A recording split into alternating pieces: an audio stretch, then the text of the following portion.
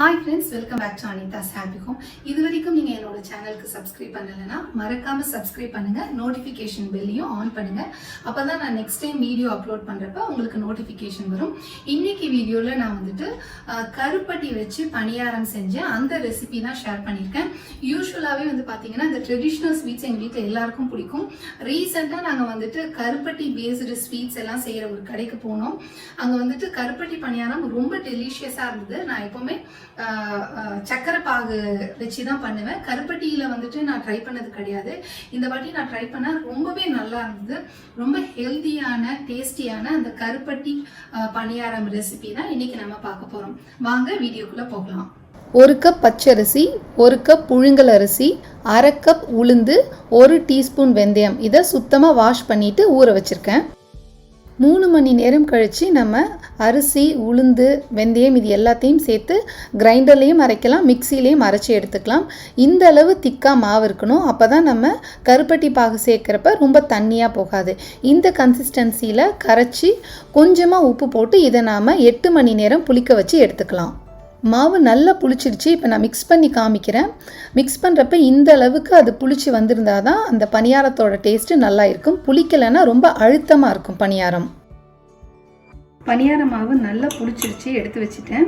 நான் எப்போவுமே கருப்பட்டி வாங்கினேன்னா கருப்பட்டியை சுத்தமாக காய்ச்சி வடிகட்டி இந்த மாதிரி பாட்டிலில் ஊற்றி வச்சுருவேன். ஏன்னா நான் ஃப்ரீக்வெண்ட்டாக வந்துட்டு டீக்கு இல்லை கஞ்சி போடுறேன்னா அதுக்கெலாம் யூஸ் பண்ணுவேன். ஒவ்வொரு டைமும் நம்ம க்ளீன் பண்ணிகிட்டு இருக்கிறது கஷ்டன்றதுனால இந்த மாதிரி ஃப்ரிட்ஜில் ஏற்கனவே நான் க்ளீன் பண்ணி எடுத்து வச்ச கருப்பட்டி பாகு, அதுக்கப்புறம் ஏலக்காய், தேங்காய் பூ, இது எல்லாத்தையும் நம்ம இந்த மாவில் ஒன்று ஒன்றா போட்டு கலக்கணும். நான் முதல்ல இந்த மாவு பார்த்தீங்கன்னா 2 கப் அளவு மாவு இருக்கும். இதுக்கு வந்துட்டு ஒரு 2 ஏலக்காய் போட்டோம்னா சரியாக இருக்கும். ஏலக்காவை நல்லா நுணுக்கி எடுத்துக்கிறேன். நான் 2 ஏலக்காவை நல்லா ஃபைனாக நுணுக்கிக்கிட்டேன். இதை இந்த மாவோடு சேர்த்துக்கலாம். அதுக்கப்புறம் இந்த தேங்காய் பூவை ஆட் பண்ணிக்கலாம். இது வந்துட்டு ஒரு 1/2 கப் அளவு தேங்காய் பூ இருக்கும். இப்போ இதோட கன்சிஸ்டன்சி பார்த்தீங்கன்னா நல்லா கெட்டியாக இருக்குது. நான் பாகு சேர்க்க சேர்க்க இது கொஞ்சம் இலைகள் கொடுக்கும்.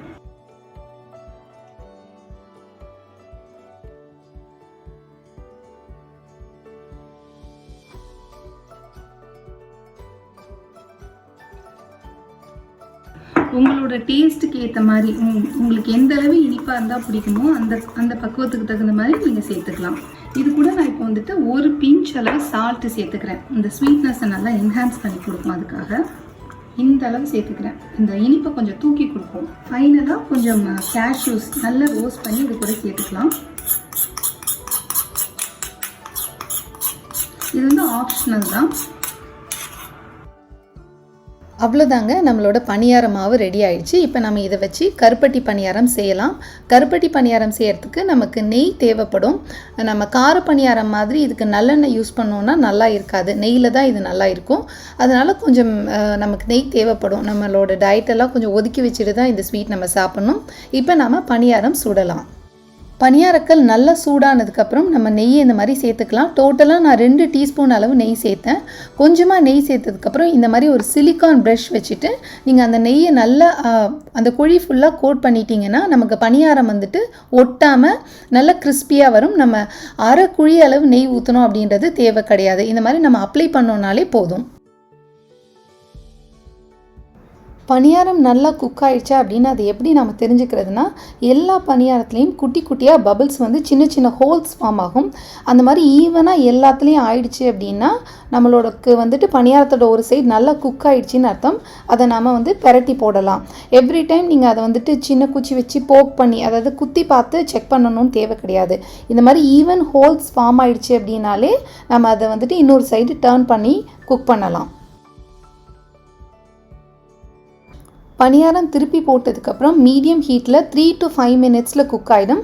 உங்களுக்கு குக் ஆகிட்டான்னு செக் பண்ணணும் அப்படின்னா நீங்கள் பெரட்டி பார்த்தீங்கன்னா கோல்டன் கலர் வந்துருச்சுன்னா நீங்கள் அதை எடுத்துடலாம்.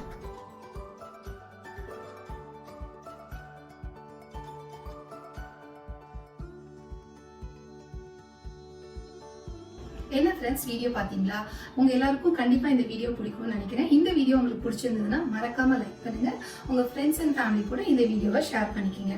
நெக்ஸ்ட் இன்னொரு இன்ட்ரெஸ்டிங் ரெசிபியோட உங்களை நான் மீட் பண்றேன். அது வரைக்கும் be cool, be happy, by.